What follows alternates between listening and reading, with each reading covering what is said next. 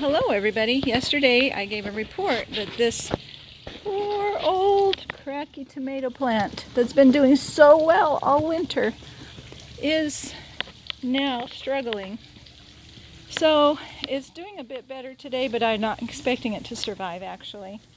I cut back a lot of the plant and I got into the tub and noticed that there was some algae growing. So I think there's algae attacking the roots.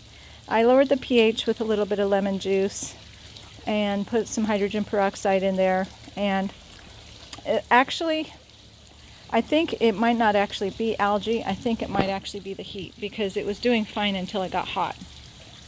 And when it was cold last night, we had a nice rain and it bounced back, and then this morning it looked great, and now it's 90 degrees and I think it's just way too hot. I think that my conclusion would be that this is a great method for growing tomatoes early in the season.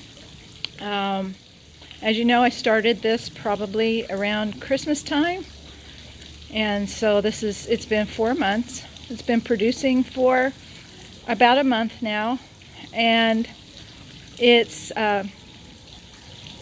been producing much earlier than these other plants that were planted on the same day.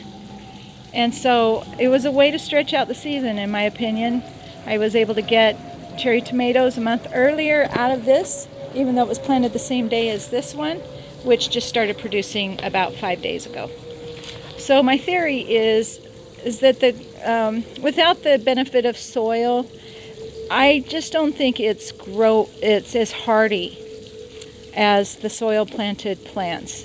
The soil planted plants take much longer, but they're probably building stronger cells, and the cracky just can't handle the heat. And that's actually was my observation last year, even though I started the cracky about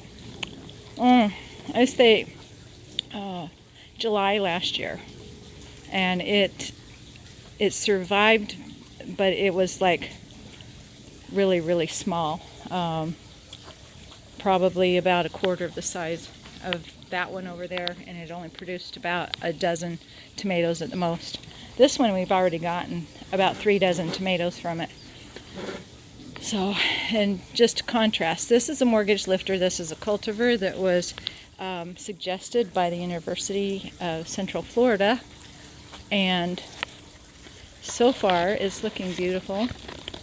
This is the largest tomato I've actually been able to grow since I moved to Florida, and we'll see how it does as it gets larger. But you can see these leaves are so much bigger and thicker, and I guess they can just hold a lot more moisture to keep the plant going. So anyway, I don't expect this to last for another week, and then this one will take over for it. It's starting to go gangbusters. Anyway, that's my report. If anybody's wondering how the cracky method worked, for me at least, here in Central Florida, where the temperatures can swing from this time of year from 50 to 90 in any given week. I'm from Iowa, so this is a new learning curve for me, but it's encouraging. It's at least a way to stretch out the season. So for those of you who are interested, thank you for